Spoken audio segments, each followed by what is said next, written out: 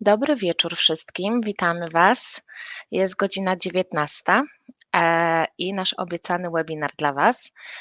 Moi drodzy, ja tradycyjnie dam Wam minutkę, dwie na to, żebyście się tutaj ogarnęli i zaczęli nas oglądać. I moi drodzy, dzisiaj mamy webinar z gościem, który jest dzisiaj z nami. No i to jest jeden z serii webinarów, które przygotowują nas na nasze wydarzenie, czyli na naszą konferencję w styczniu. W ramach takiego szybkiego wprowadzenia, szybciutko powiemy dzisiaj o konferencji, najważniejsze informacje. Nasz gość specjalny dzisiaj ma dla Was bardzo fajny temat dotyczący PPC. No i na koniec zostawimy sobie sesję Q&A, więc możecie zadawać tutaj pytania. My w międzyczasie, jak damy radę, to będziemy w międzyczasie odpowiadać, a jeżeli nie w międzyczasie, to na pewno na koniec po prezentacji naszego gościa. W międzyczasie oczywiście dajcie nam znać, czy nas widać, czy nas słychać i poprosimy, żebyście też przedstawili się nam, skąd jesteście i czy już ktoś z Was sprzedaje na Amazonie, czyli postawcie nam tradycyjnie 1, a ktoś, kto jeszcze nie sprzedaje na Amazonie 2, żebyśmy też wiedzieli, kogo dzisiaj tutaj mamy. Ale szybciutko przechodząc do tematu, na czym nam zależy przede wszystkim i poprzez konferencje, i poprzez nasze webinary, zależy nam na tym, żeby dzielić się z Wami wiedzą. Ściągamy Wam możliwie najlepszych ekspertów z tematyki amazonowej, żeby dzielili się z Wami wiedzą i żebyście też się uczyli. I tutaj między innymi są nasi partnerzy, którzy z nami współpracują, ale w ramach tematu dzielenia się wiedzą przypominamy Wam o konferencji, która odbędzie się 12-13 stycznia w Warszawie. Jest to konferencja, która jest nastawiona bardzo mocno merytorycznie. Zaprosiliśmy wielu gości z całego świata, najlepszych, których sami widzieliśmy już w akcji, jak dzielą się wiedzą. I całe 2 dni będzie konferencja, podczas której gwarantuję Wam, że dowiecie się bardzo dużo ważnych informacji i które zdecydowanie zmienią Wasz biznes. No i w ramach informacji o konferencji, jak widać, będziemy mieć sporą ilość gości, wiele firm, które współpracują ze sprzedawcami na Amazonie. Konferencja będzie się odbywała 2 dni. Jest to piątek i sobota. Z takich najważniejszych informacji to będzie tłumaczenie na język polski. Będzie symultaniczne tłumaczenie przez tłumacza i słuchawki. Będziemy robić relacje na żywo, czyli live streaming. Będą oczywiście prezentacje i nagrania dostępne po konferencji dla uczestników naszej konferencji. No i jeżeli cała firma nie może przyjechać, tylko ktoś chce przyjechać, a ktoś będzie chciał oglądać live, to może też oglądać live.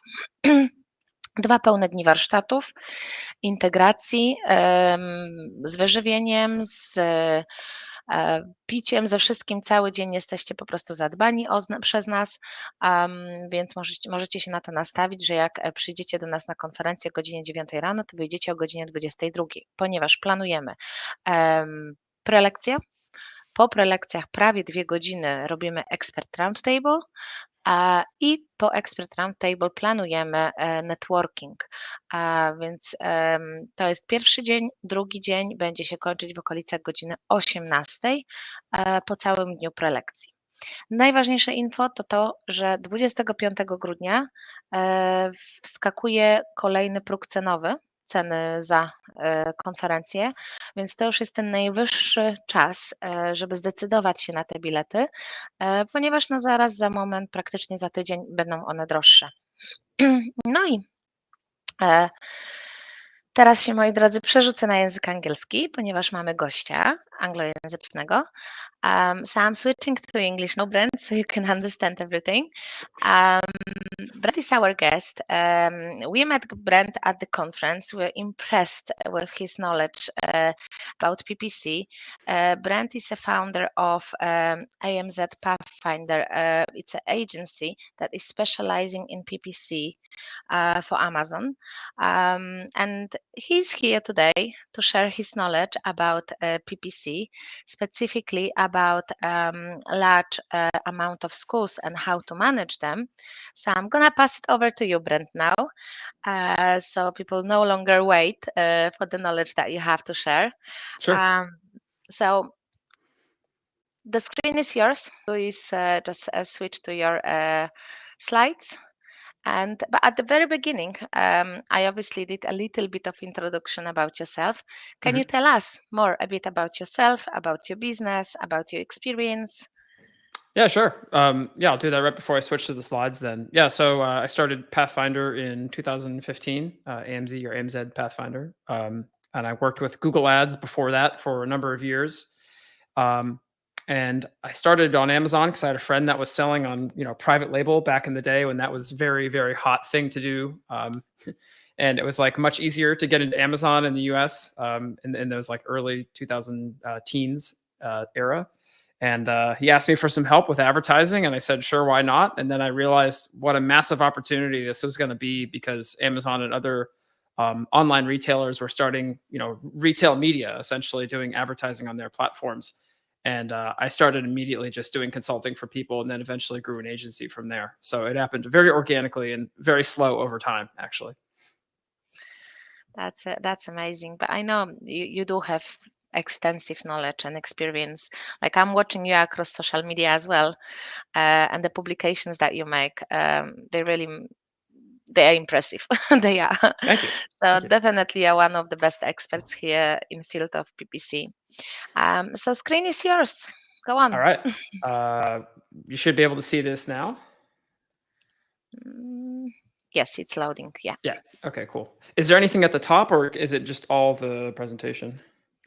No, I can change it to only presentation, or at the moment people can see your presentation and can see you on the site as well. Okay, perfect. As long as they don't see the URL bar, because I just want it to be very clear, so they can see everything. All right, cool. Yeah, so like you said, Maggie, I mean, basically, this is a presentation about large SKU count catalogs, and this is something very different than a lot of advertising topics that I see discussed.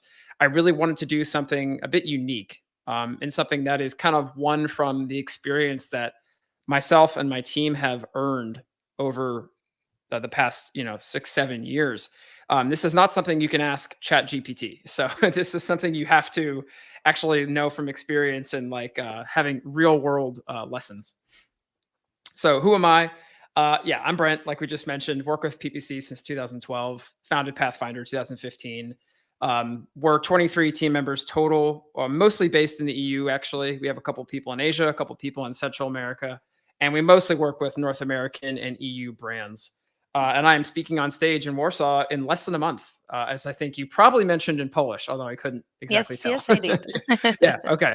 My first time in Poland. I have a lot of Polish friends, but I've actually never been there, so I'm pretty excited.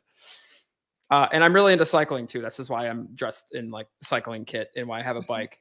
So this is what I do. Spend a lot of my time. I do live in France. I live here and do a lot of cycling. So why does it matter? We're talking about like large SKU catalogs. First of all, the challenges that are faced by companies that have large SKU counts, and we'll get to what large means in a second, are very unique on Amazon when it comes to advertising. It's not like having 3 products and saying, okay, let's set up a couple campaigns. There we go, no problem. It's a very, very different problem set.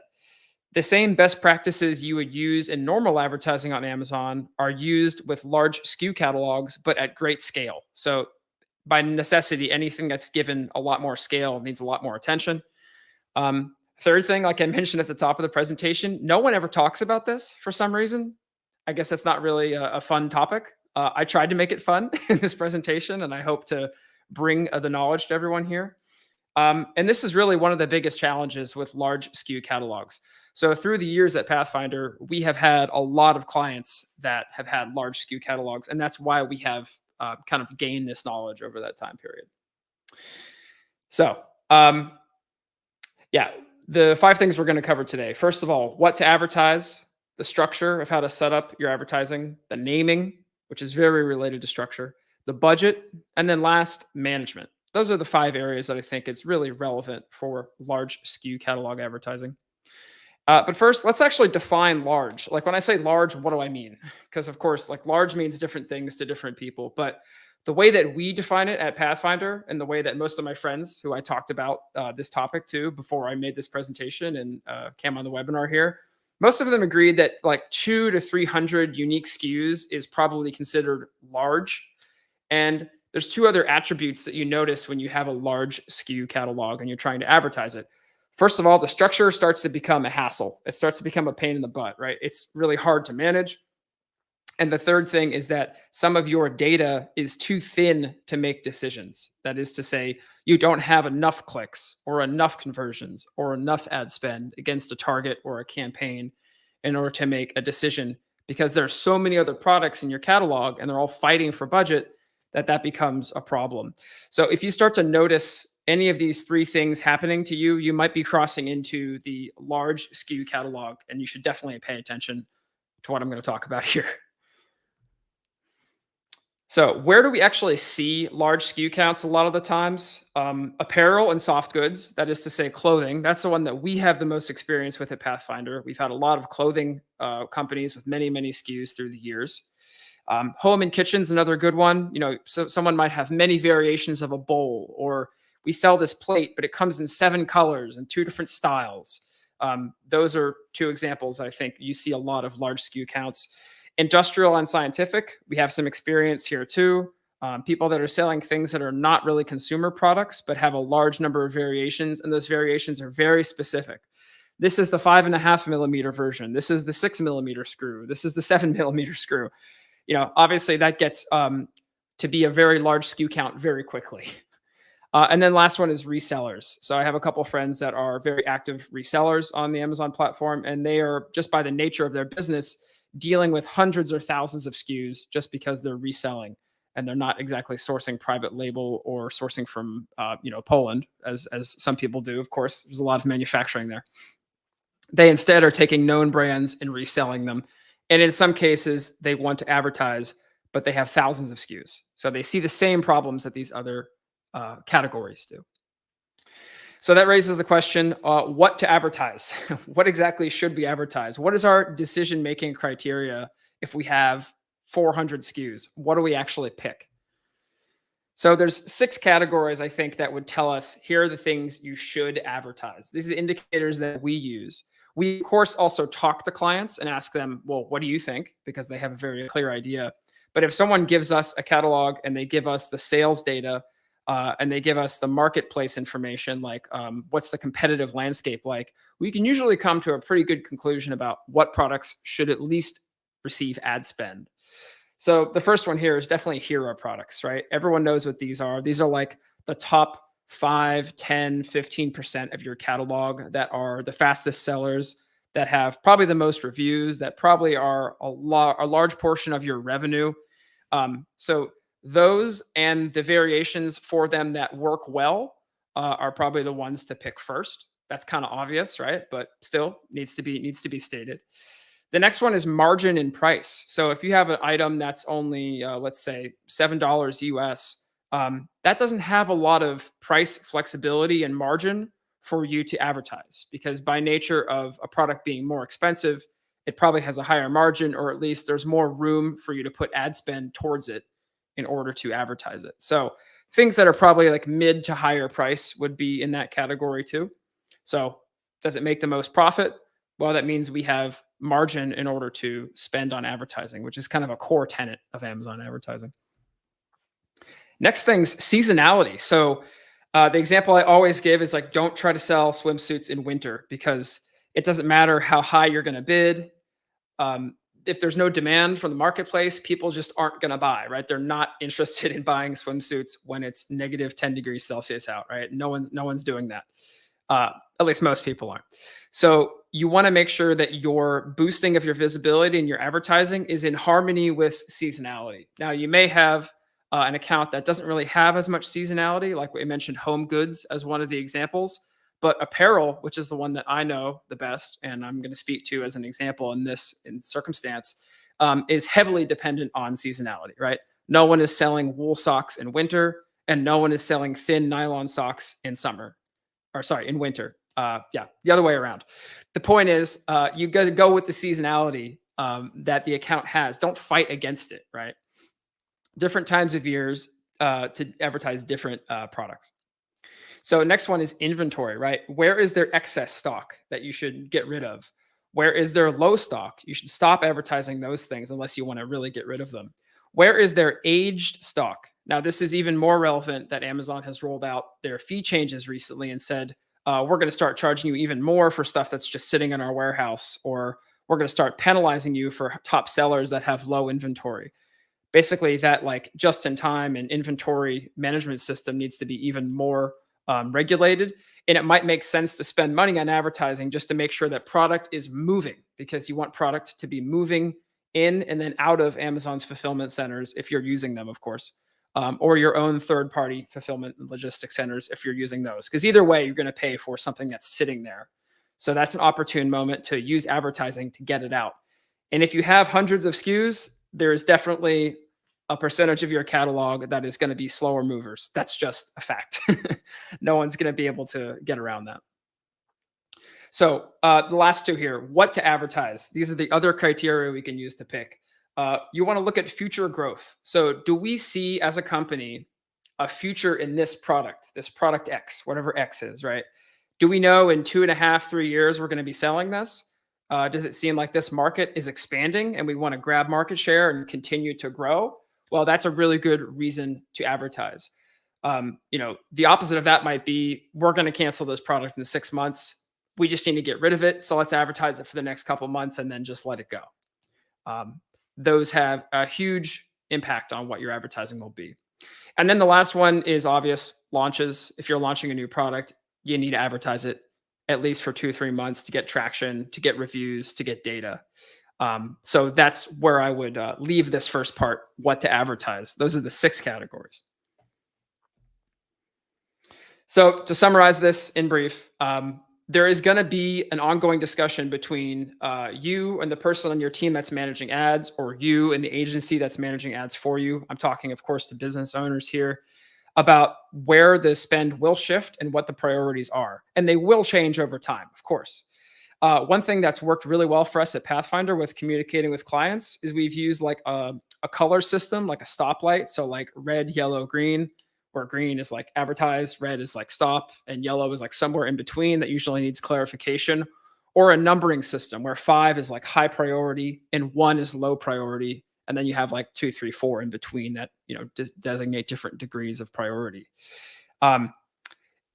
Ultimately, the most important thing to remember is just having 400 SKUs and then working with an agency or working with a person you hire and saying, all right, just advertise everything. That's a terrible idea, because if you don't have a priority, then nothing is a priority and everything gets equal weight. There are definitely products that don't deserve the amount of ad spend they get. And there's others that are starved for ad spend, when in reality, they deserve a lot more because they're high priority products. So any questions from the comments or anything, Maggie, so far? No. Okay. Solid. I said at the very beginning that we'll try to answer questions at the end. Oh, okay. Yeah, that works for me. Sure, either way. So number 2, structure. This is probably the most important part after what to advertise. So I thought I would start with this. Really, the organization that you have to have in place for large SKU catalogs has to be absolutely top-notch. It has to be as clean and as structured as possible. Really, the reason for this is you need to be able to find, optimize, and then find, analyze, and then optimize things as efficiently as possible. Think about it. If you spend all this time just looking around for something, that's a huge waste of time and a big like mental load and frustration for you. You want to be able to search for something quickly and say, oh, I know exactly where that is. I can put my hand on it. I can go in there. I can change the bids. I can optimize what products are part of this lineup. No problem. So what does this mean from like a real perspective? It means using portfolios, which I'll have a screenshot of here in a second, campaign level organization and naming, which we'll get to, and ad group organization. So the other analogy I would use to compare this to is like having a poorly organized account is like having a really messy garage. I call it like the messy garage syndrome, or like grandpa's garage. Everyone's had that experience where you like go to you like talk to your grandpa and he's got like a garage with like tons of stuff in it and it just looks like a total mess. But the thing is, grandpa knows where everything is. If you're like, where's the screwdriver? He's like, oh, it's right back there. It's on the left side under this thing. The only problem with that is that only grandpa knows where everything is. So if someone else was to take over the garage or go look for something, they wouldn't know where it is. The importance of having a structure in an ad account like this is that everyone who is a stakeholder, so yourself as the business owner, the people on your team, your marketing person, your inventory person, whatever, doesn't matter. Everyone needs to have the same level of legibility and knowledge and vision into the account. Because if they don't, then one person is going to become the bottleneck, and maybe that person's on holiday for a week. And then you're like, well, where is this product in the account? How can we optimize this? And you can't figure it out. So yet again, this is concept of wasted time and extra mental load. So I'm making a serious argument for why you should structure your stuff as best as possible. Here's some common decisions that you're going to run into when you're thinking about structuring the account. This is a really key consideration, and it's probably possible to give a full 30-minute presentation just on this, but I'm going to keep it real brief. One structure that people will use, and this is in order of least to most organized, but there's a drawback. So someone might use one ASIN and then have multiple in a single ad group under one campaign. Another way to do that is one ASIN to one ad group where you have a family of products, but maybe you have multiple variations, which is usually the case with large SKU collections. And then you might have one for like the red product and the white product and the green product, but they're all under one campaign. They get their own ad groups. And then the most, I would say, narrowly defined and most segmented way to do this would be one ASIN is one campaign. So maybe you have those red, green, blue colors of whatever, but for each of them, you build its own campaign. You as the owner of the business and the person who understands the catalog are going to have a conversation internally with your team or decide for yourself which one of these three is probably the best scenario. We typically go with one ASIN to one ad group, but there are scenarios where we're going to do one ASIN, one campaign. And sometimes in the same account, those two things can coexist, but the one ASIN, one campaign are going to be less numerous, and they're going to be there for specific reasons, right? So this is a spectrum, like from most control to least control, but the same is true of management. So you have the most control if you have one ASIN, one campaign, but it also means you're going to spend the most time with management and optimization because you have to do so much work because you have so many campaigns, right? Usually there's a middle path, which is that one ASIN, one ad group that I mentioned. Generally speaking, we recommend working backwards from the data and letting that data guide you. So see what you see with the competitive landscape and the search terms that pop up in your account, and then build campaigns and structure things based on that. For instance, if you see that a lot of people are searching for the blue variation of your product and that has tons of spend, well, maybe it's time to actually build a campaign for just that blue variation so that you can give it its own budget in its own campaign. If you find that no one's really searching for the pink one or the red one or whatever, well, that's fine. It can still be inside of its own ad group, but inside of a campaign that contains other things because it's not really consuming too much budget. So you have to be attentive to these things and structure your account based on this as you go along. Another consideration for structuring is negative keywords. We really advocate setting your negative keywords in phrase match in advance. So a good example I talked about earlier is like socks, right? Wool socks, definitely a fan this time of year, but you can negate the wool term at the phrase match level in a bunch of campaigns if you're selling socks that are nylon, right? That's just to make sure that anyone who's searching wool doesn't show up on the products that are actually nylon. It's a different material. They're probably not looking for it. And you can do vice versa, right? So let's say no one who's searching for wool socks will show up when they're typing in nylon because we've set that as a negative phrase match in all the campaigns. Effectively, negatives, when you do this, they're just kind of like traffic police. They're not really cutting down on like wasted spend, which is what you can also use negative keywords for, but they're really just directing traffic. You know, they got the whistle in their mouth. They're going like this, go this way, go that way. Okay, wool socks over here, nylon socks over there. We don't want the two to mix, right? They're just making sure that that flow of search queries through your account is being directed to the right place.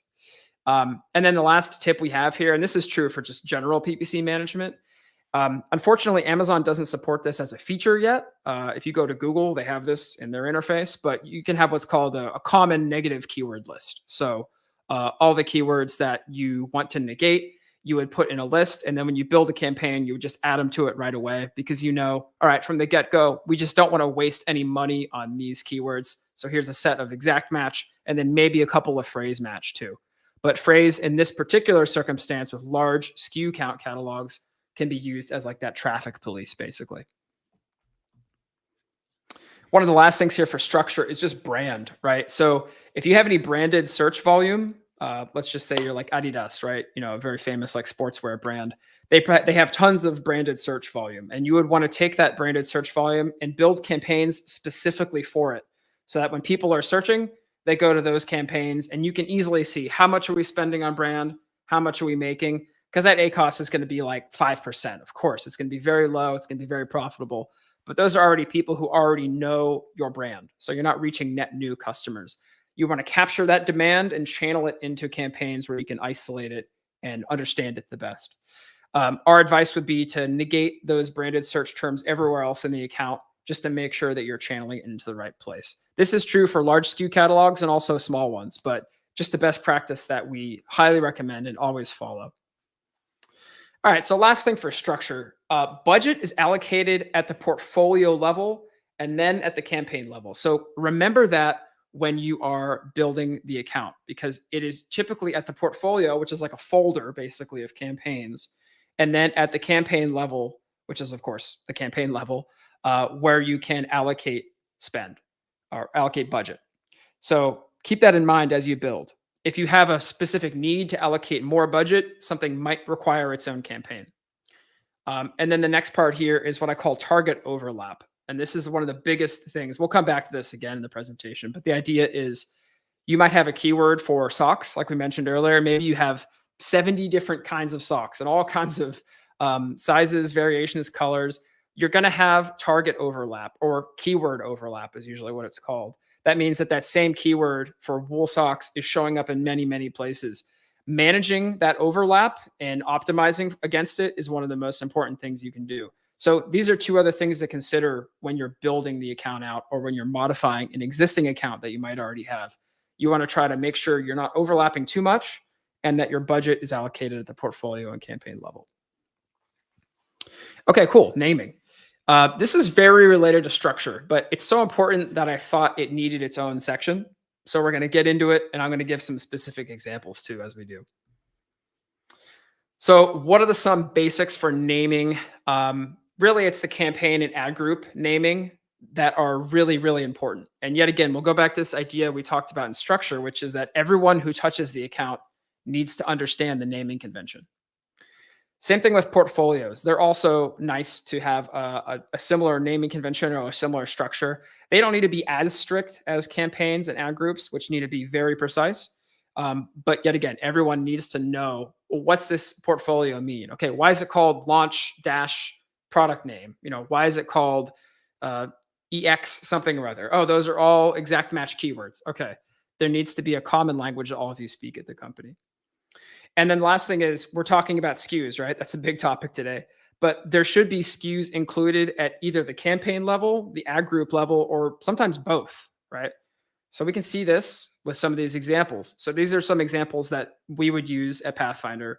We usually put like a campaign type along with a short code or like a name, and then, in brackets, and then we do dash product description and then dash SKU dash brand. The reason is, if you have a good SKU naming convention as a company, you'll be able to tell exactly what the product is from the SKU and the product description combined. That should give you more than enough information. And many of our clients have more than one brand. So we want to know which brand in the account we're working with. And the campaign type is just the first thing there. So it's like auto. That's just a classic auto campaign. And then the next line I have here is product description, SKU brand, and we continue. This is the ad group name. So enhanced targeting type, the date we built it, and then maybe we'll add some other information like match type, for example, if it was a manual campaign or the exact purpose of it, for example. Those things might be added at both the campaign or the ad group level, depending on your preferences for naming and who needs to be in the account. The second example I gave here is what we call like a production campaign, which means it's one that spends like a lot more. It's usually like high performance. And SKW is single keyword. So that's just part of our internal naming conventions, which, you know, any company can dream up and put together. But that has the same idea, right? Product description, SKU, brand, match type, in this case, date. And this is just a very basic naming example. Here's the last one. Obviously, I can't share client information, but like this is a screenshot from one of our accounts, and we have 125 portfolios in here, according to that, which is a good deal. This is a big spending account. And so you can see here that we have the portfolios kind of on the left side there, and I've just replaced them with like portfolio name, and it's usually by product family or life cycle stage. So product family, pretty self-explanatory, wool socks, right? Life cycle stage for us would be like, oh, this is launch, or this is like sunset, or we're trying to liquidate. We would modify the names of portfolios accordingly based on what the stage of those campaigns that are inside that portfolio are called. So yet again, portfolio, it's pretty much just like a folder, right? And you give the folder a name like you would on your desktop computer or your laptop. So last thing, this is getting a bit technical with the naming, but there are some other considerations to keep in mind. It is possible to like overload your naming conventions and put too much stuff in there. If you're using a third-party tool, like an ad software, like IntentWise, which is what we use, or you have a database that you have hooked up to your data, which is quite common these days with larger sellers that have a lot of SKUs. They usually have a data backend. You don't need to put everything in your name. The reason is you can actually add another column on a data field. If you have your own database, you can be like, okay, campaign type, let's just add a column and fill that information in. Then you can sort and filter by that. If you're using a third-party tool, you might be able to just use tags. So tags are different because a portfolio is a one-to-one relationship. You can only put one, you can only attach one portfolio to a campaign, but tags, you can do multiple tags. So you could have like 3 or 4 tags on the same campaign. You could filter and sort that way. So really your naming scheme has to fit with what other tools you use or don't use. One belief we have at Pathfinder is that naming schemes should be able to stand by themselves. So if you just see a campaign like in isolation in a spreadsheet, you can see by the name of it what it is and what it's advertising, roughly speaking. And then the last thing is, generally, we don't include things in campaigns that need to be changed frequently. So a good example here that I see a lot is ACOS percentage targets. So, oh, the percentage target for this campaign is 25%. Well, I mean, that could change in a couple months, or that could change next week. And the problem with that is when you rename that campaign, if you have a data set, it'll break the continuity because the name is now changed. So if you look back 6 months, you'll say, no, we had a break in the data here because we had to rename this because it wasn't 25% anymore, it was 27%. And that becomes a problem. That's an area where you can bring in other kinds of columns if you have like a database. Last thing, naming documentation. We have a SOP that we send to clients when we work with them, and it's just, here's all the ways we name campaigns. I think ours is like 14 or 15 pages. Because it has like a lot of campaign types and it's spaced, but you don't need to be intimidated by that. Just make one of these internally at your company and say, okay, here it is. It's 2 pages. This explains what all the campaign names mean for everything. And this is up on our Google Drive or, you know, on our company's file share. Everyone can see how things are named so they understand exactly what they are. That's basically the idea there. All right, 4th one, budget.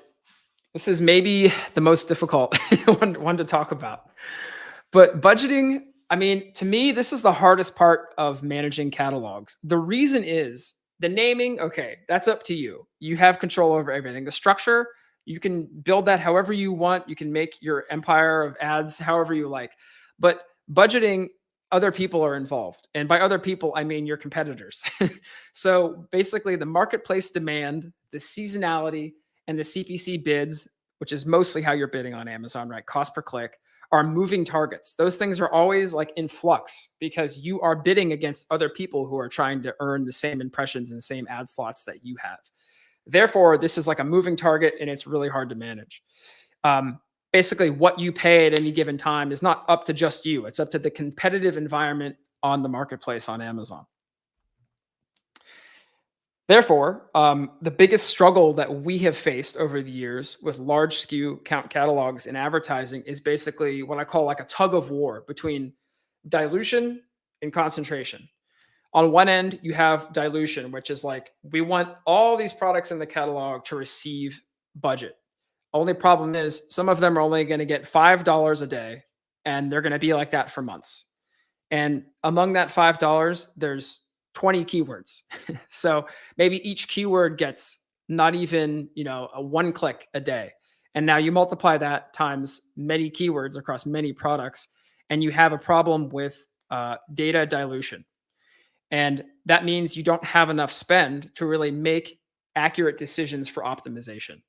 And the other end of this is concentration, where you say, we got these hero products, these get $200 a day in this campaign, and it's only got 5 keywords. Those are our top 5 keywords. We want to spend that 200 every day, if not more. We have tons of data for this. Well, the problem there is on the other end, those other products are starving for attention and starving for spend. So the problem or the struggle with budgeting with large SKU counts like this is it's always a constant back and forth between those two. Because the reality is any Amazon business, any e-commerce business only has so much money that they can reasonably put forward for ad spend, right? You can't just say, oh, the budget is unlimited. No, there's a limit to the budget. It's $7K a month. It's $50K a month. It doesn't matter what it is. The point is there's always this tug of war between the two. So there's no real solution I can advise for this. I just like to say that this is something to be aware of, and you go into advertising a large catalog with very open eyes. You need to understand that there will always be this tension between the two. And that prioritization we talked about in the first section, what to advertise, is really the question that you need to come back to again and again and again. You need to review multiple times a month, if not weekly, where the allocation needs to go. So this is one of the biggest pieces of work for us with these kinds of accounts, is constantly having a dialogue with the client and with ourselves internally. Okay, where should we allocate this ad spend? How did it look last week? How do we think it's going to look next week? How do we think it's going to look for Black Friday, Cyber Monday, right? That was a big concern of ours just a few weeks ago. So here's something that has worked for us.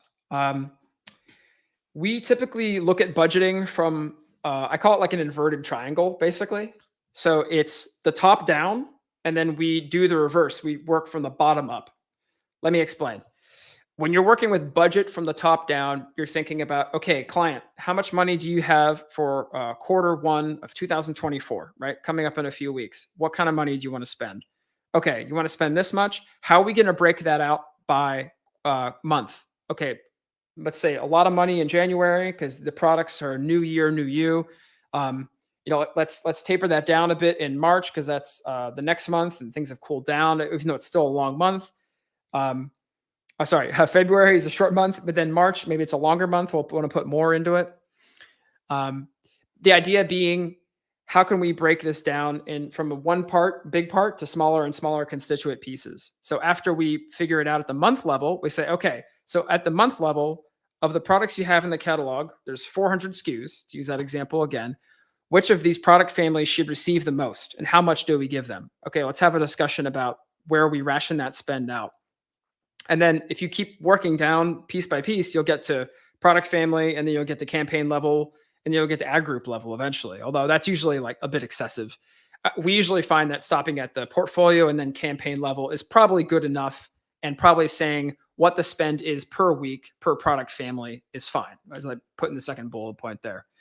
Now, the way to do this, like Charlie Munger always used to say, invert, always invert. So sometimes what we'll do is we'll do that exercise with a client, and then we'll do it from the other way. We'll say, okay, what are the products that we're going to spend the most on?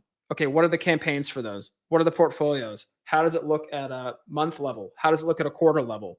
And if we do that work from the top and then from the bottom, we sometimes get different results, right? And then we look at the difference between those two and say, well, why is it that when we did it from the bottom up, we gave more budget to this instead of that? Or why is it that this one got almost no budget, but when we did it from the top down, it got way more? So the truth usually lies between those two things. And we find it very useful to basically commit to the exercise of doing it from the top down and then from the bottom up. Yeah, so that's the best way we found to deal with this. It usually gets to some sort of truth that we can live with. Yeah, and then when it comes to actually rationing out the budget, we set it at the portfolio level sometimes, but mostly at the campaign level. The campaign level is the most important one, and the one that we look at, per week to rebalance and make sure it's lined up properly. Last section I got here, management. This is the actual part where you're, clicking things and going in. So far, we've talked a lot about structure, which is super important. I would argue structure and naming are the two most important. Budgeting is the one you have to stay on top of and watch all the time. But then management is the actual day-to-day stuff, right? So besides the usual optimizations, which I'm not going to cover in this presentation, because of course that's a very large topic to talk about bid optimization and keywords and negation and migration and everything. Really for us, managing these large catalogs is 4 separate things, right? So budget allocation, like I just talked about, target overlap, which I touched on earlier, which is essentially this idea that you have the same keyword in multiple places. Therefore, your exposure for that keyword is going to be split out across a couple of different products and a couple of different campaigns. That's a very important thing to stay on top of and always be monitoring. Deciding what products should be advertised. And I don't mean just at the beginning. I mean in general, because that will change, of course, after 3 months, 6 months, a year. You'll say, we no longer want to advertise this. We're going to bring in this new one because we just launched it. This one is going down from a priority level 4 to a priority level 2. Like I spoke about earlier, I have that 1 to 5 numbering system that we've used in the past and continue to use for priority. And then the last thing is use of bulk ops or software or some other system of doing it at scale. So when you're talking about scale and you're talking about Amazon ads, bulk operations, which many of you in the audience are probably familiar with and have used, is pretty much essential. So if you're not using a third-party tool or software that uses the API, which is also a fine option, you can use bulk operations because they are free. If you have people on your team or you yourself are really good at spreadsheets, macros, you can make incredible analysis with bulk operations, and you can also do wide-scale changes at great scale. So you can also build campaigns for that matter. So usually when we're building dozens or hundreds of campaigns in an account, we're using bulk operations to do so, and we're doing it with some kind of macro or something we've built. And when we're doing bid optimizations, we're usually doing that through software these days, but it is also very possible to just set a couple of rules, make a bunch of changes by hand, do a combination of those two things, and then re-upload your bulk operations file to Amazon, and you can change thousands of bids in just a few hours. Take that and invert it, change it around. Imagine doing that by hand in the interface on Ad Console. An absolute nightmare, right? So one of the key things of this presentation is things that you can do with 5 SKUs, you can't do with 400, right? It no longer works, things break, or your life would at least be very miserable. So you want to get familiar with bulk operations as part of your day-to-day management if you're talking about a large SKU account catalog. Now, this is another problem that you're going to run into with management, and there's a way to get around this, which we'll talk about. But this idea that we talked about before of like diluted spend, like a keyword gets only $5 a week in spend. Now, if you do that every week for a year, that's a lot of money eventually, right? But you can't really make a decision because you're looking at a 30-day, 14-day time window, and you're like, I don't have enough data here to make a decision. Well, the way to fix that basically is to do what's called multi-period analysis, and also to just look at larger timeframes. So this is a screenshot from software that we use, but this is like for a specific campaign. And I was just trying to figure out, okay, how much does it spend per day? Well, how much does it spend per day if I look at it for the last 90 days? And then what are the trends, right? So you need to keep zooming out in steps to be able to see what kind of decision you should make for optimization with a specific keyword or campaign that has low spend. And that's what multi-period analysis means. It means 14 days, 30 days, 60 days, 90 days. Okay, now we're out to a whole quarter. We can really see what the trend is. Because the reality is you're going to have a lot of targets in your campaigns or your campaigns themselves that are fairly low to minimal spend. And that's like a good way to die by 1,000 paper cuts, is the expression, of course, right? You can be bled dry by that, or you can lose your ad budget like that. So that's the only way to get around that, is to have a wide enough time frame or just give that target or bid, more money, then you can make a decision like that. So last thing I got for you all today, cross-selling. So, the reality is if you have a catalog of like 400 SKUs, you have a lot of products that are probably very similar and a lot of products that are complementary. So you can use the, what is it called? Market basket analysis. Yeah, that's what the screenshot's from. Now, most of it's blurred for privacy reasons, obviously, but you can see that for this particular client, if on the right side there, they have some products that are bought together in combination as much as like 4.5 or 3.5%. That's actually huge. So that means that 4% of the people that bought this product in whatever given time frame this is have also ordered this other product. Well, that means a couple things. You should work on bundles. You should work on setting up campaigns and advertising that are referencing those other products. You can have them target their top keywords or target their ASIN. You can run them together in sponsored brand campaigns and they show up on the same ad. There's a lot of things to do there to encourage that, right? Because ultimately what you want to do is increase your average order value and encourage this like basket building, right? So people are buying multiple things from you simultaneously. Or in this case, you can also use this report, by the way, to look at products that have been bought that are not your products. You'll see I have this filtered right here for same brand combination only at the bottom there, but you can turn that off to no filter and it'll just show you like anything that was bought with your product. And then you can target those for advertising too. But really the key point I want to drive home here is if you have a big catalog, that cross-selling is really valuable because it allows you to get higher average order values. And that's it. I know I kind of blitzed that, but I hope everyone enjoyed and thanks for your attention. Much appreciated. That was amazing. I was actually learning a lot already. I can't wait for your presentation at the conference. An expert roundtable, that's something that is important to mention to people, that you will be running the expert roundtable as well. So people can ask you questions afterwards and work on their own examples as well. From their accounts, so they can obviously consult it with yourself and check if they are on the right track. Sure. I'm just checking if we have any questions. That would be the time for questions, but I can't see any questions right now. Well, do you have any questions, Maggie? Do I have any questions? Actually, you've covered so much. Being honest with you, that means good because you've provided so much information. Considering now asking questions would be like something is missing in your presentation, but I couldn't find anything that would be missing there. Oh, good. Okay. It was actually perfect. Let me check here if we have any questions, maybe. I know that the Metro wanted to ask you some questions. I'm not sure if he's gonna write questions here or he's gonna join us. I'm down either way. Yeah, I love questions after I give these kind of presentations. Usually it's because someone asked a question and it's like something that I forgot or something that I just went over too fast and maybe they have a clarification on it. But yeah, if there's none, there's none. I mean, can't help it. So. Well, let's wait. Let's give people a couple of minutes. Sure. It's actually like in our cases, when we work with clients on PPC, it's mainly Dmytro who is working with them. So he's more like, he's here. Over here. I try ask question. First of all, I want to apologize for my English. I don't have many practice with talking on English. It's okay. My Polish isn't very good, so. So when we have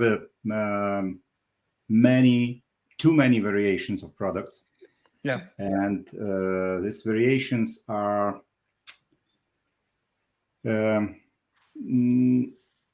not have so much difference between variations, like some difference, but not really big. Yeah. But seller won't sell all variation and advertise all variation. Classic. Yes, they always want that. For example, paintings. Yeah, paintings, different style, different or one style, but different colors maybe, or something like key hooks.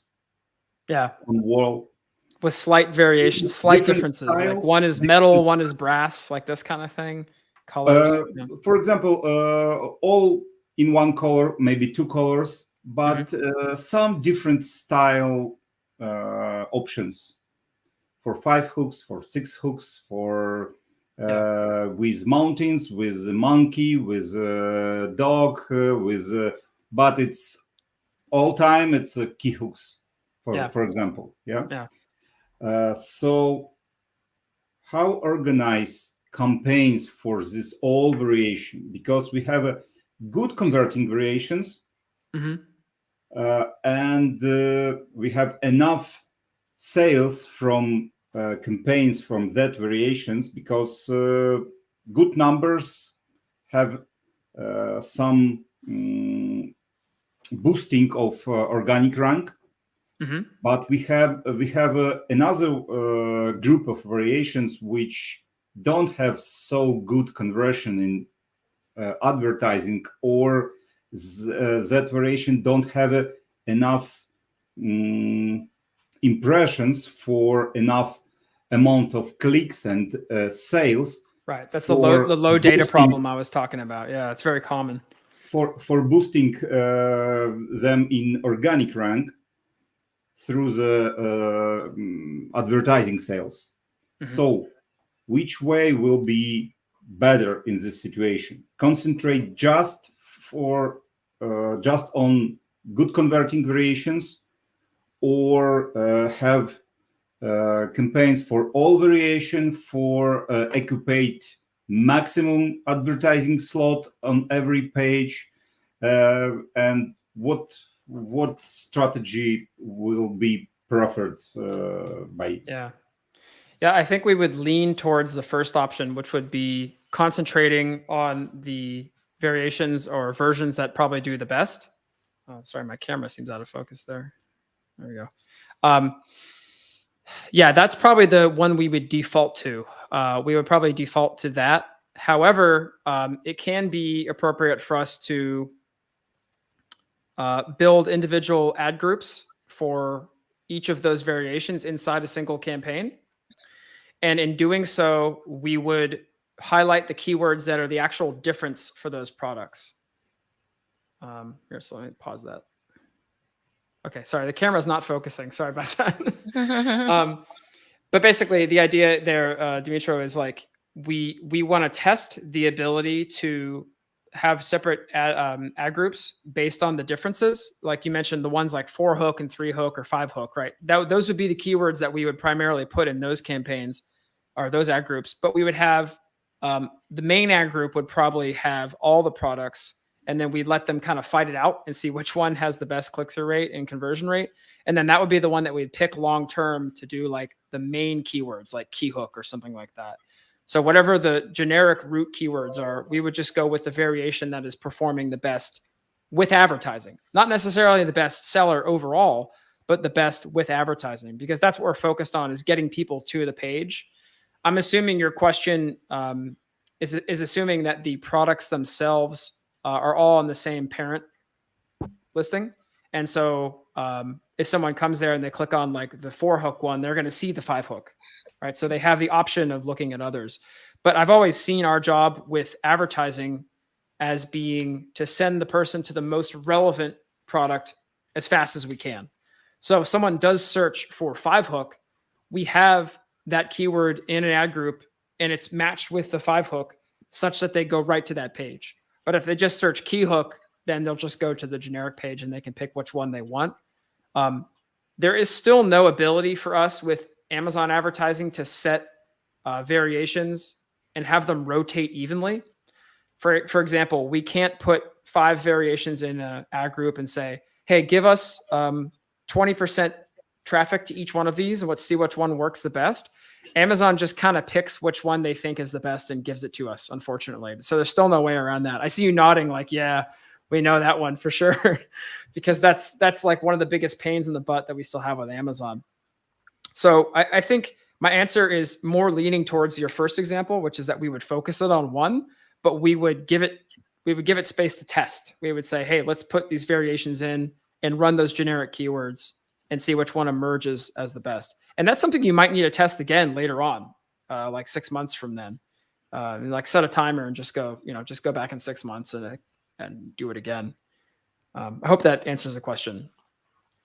Yeah, thanks. Thank you. I actually have a question. Something came to my mind because you've mentioned you work with resellers, and you mentioned the budget as well. And budget obviously should be adjusted to what's happening around you. But considering resellers, should they go more aggressively on a budget or not really? Because obviously with reselling, it works a little bit different. Yeah, we as a company, we don't work with too many resellers. We've had like a couple in our history. I have a lot of friends that are resellers though, that resell on Amazon. I talk to them about their advertising strategy. And for them, it tends to be I think it's very inventory dependent, right? So they're more willing to spend on ads if they have a lot of stock to move. And that's like one of the things I put in my, what should you spend? If you have a lot of excess inventory, because they're motivated to get that stuff like out of their own warehouse or Amazon's warehouses. Generally speaking, the kind of advertising we do for 3P companies that are selling on Amazon, they want like always on advertising. They want to be advertising 100% of the time, or at least almost 100% of the time. The only time they might not is if they're running really low on stock, or the seasonality is bad or something like that, or they don't want to stock out. But for resellers, I think it's very dependent on inventory and maybe how many other people are sharing the buy box with them. If they're the only one in the buy box, then sure, go crazy. That might be a great time to spend. But that's usually not the case, right? That's almost always not the case. Yeah, I'm asking this because I'm doing reselling as well. Mm-hmm. We had some conversations on our social media with people doing reselling and advertising, especially now around Christmas. So that's definitely something for people to bear in mind. Yeah.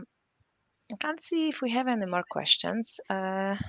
Two specific topics for today. So and I think it's something very new to people because people usually concentrate on basics and promoting one product because they introduce one private label product rather than having like large SKU. But we do have quite a lot of clients because sometimes it's a situation that these are businesses which are already established and they've been selling across different other channels, and now they start on Amazon, and I don't know, they would be selling pillows and they have like hundreds of pillows. They do sizes, colors, texture, really, and they want to enter Amazon with the entire inventory they have, but that means also promoting. and now when the problem comes in, because and that's the problem with large SKU catalogs right there. Exactly. Because they might say, oh, we want to advertise everything. Well, no, I highly recommend against that. I say, no, what we should do is figure out what your top sellers and lead with those, because those are the things that deserve ad spend. You need to really get enough ad spend if you're launching to focus and make a difference. If everything gets €5 a week, it's not going to do anything, really. It's not really a good use of your money. You'd be much better off spending €50 a day on one product and then moving from there and figuring out what's your hero SKU, as I mentioned. I'm glad you've mentioned that. Because there is a situation. We had a situation with few clients with large SKU, and they were like, no, we go ahead with everything. And then we are like, no, you have to do it slowly. Let's divide it into groups. Let's look at the products who have the best potential rather than going, because I think some people mistakenly, they think they're gonna when they do everything, that they will have much more sale than they would have like partially. No. this is it. Yeah, exactly. It's not the reality. And also it depends on, another thing is like this idea of account age and account credibility. So if you have an aged account with Amazon, it's easier for you to launch more stuff because you have a track record, right? But if you're doing a cold start and you have no account history and you just have, here's like 300 SKUs, Amazon doesn't really know anything about any of those SKUs, and they don't know who you are because you're a new business. They don't care if you're Adidas, right?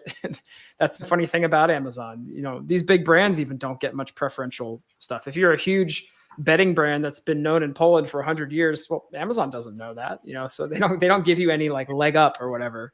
And I've worked with a lot of bedding clients, especially back in the day, 2019, 2018. I worked with a lot of pillows and mattress covers and these kind of things. And those have a lot of variations because of size and thickness, comfort level, you know, what the fill of the pillow is. There's a lot going on there. And that was always a very difficult category. Yeah, exactly. We had some clients who's been well known on Polish market, but then everyone builds their own credibility with Amazon through own account. It Sadly. doesn't really matter. Yeah. Yeah. I always say like moving to another planet and building everything from the beginning.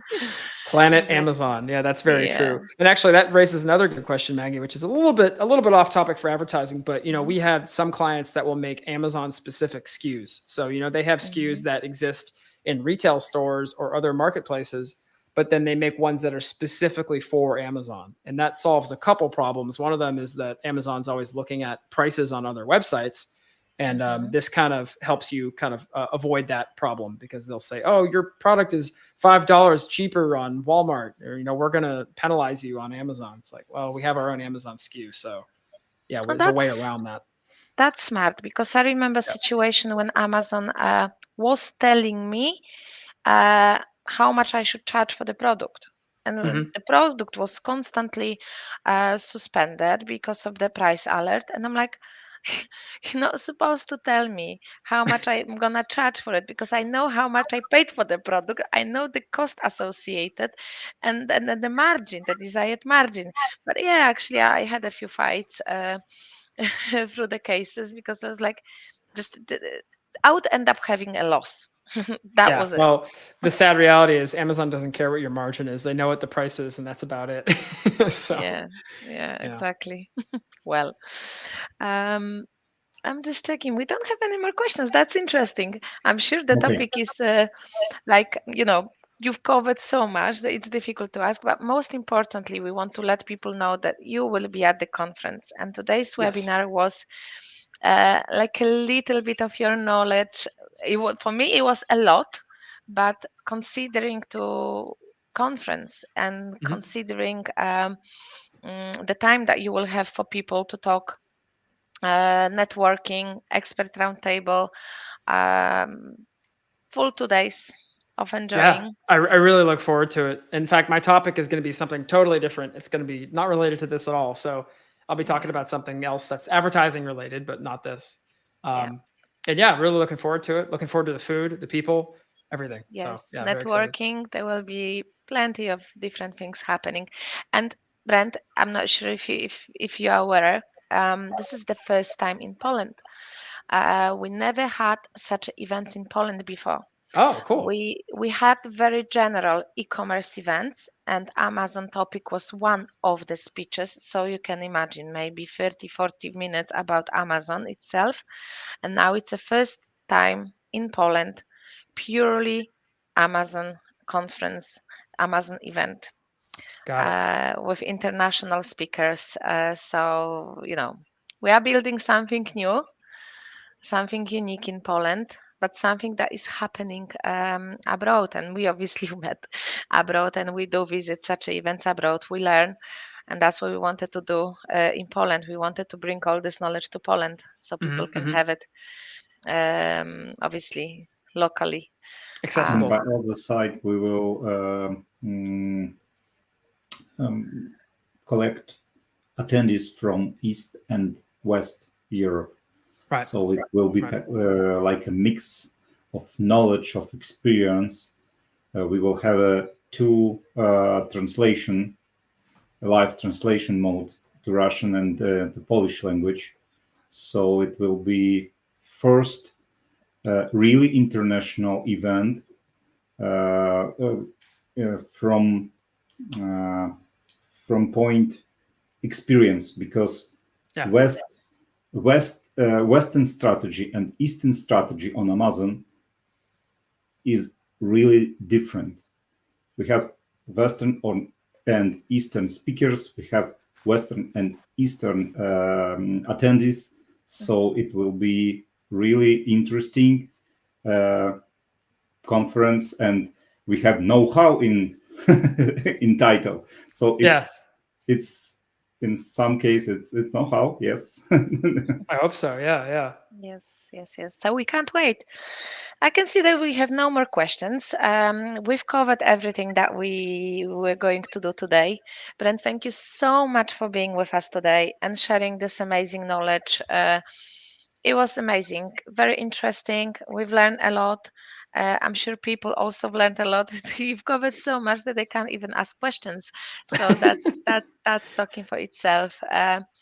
Thank you again, and we will see you in January. They're afraid to ask. Yeah. Well, I realize it's a fairly niche topic, but I wanted to do a presentation on something that I think no one ever talks about. So exactly, but it is important, especially like we've discussed similar cases that we had with our clients, with people in Poland. So that's very important topic to discuss.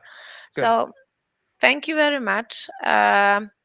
Dziękujemy Wam wszystkim, że byliście dzisiaj z nami.